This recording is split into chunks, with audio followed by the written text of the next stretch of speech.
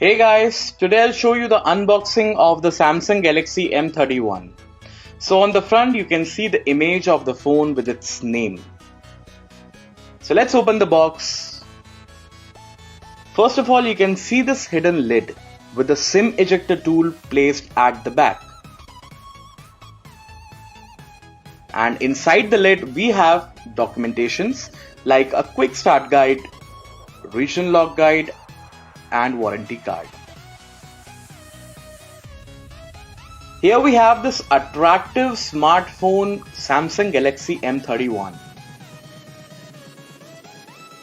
At the back we have a 64 megapixel quad camera setup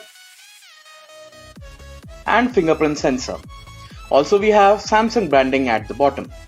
The phone looks very stylish in this mirror finish. Next we have a USB Type-C cable for charging the phone and transfer the data. And a 2-pin wall charger with 15 watts of fast charging. So guys, that's all you get inside the Samsung Galaxy M31 box. Thank you so much for watching this video.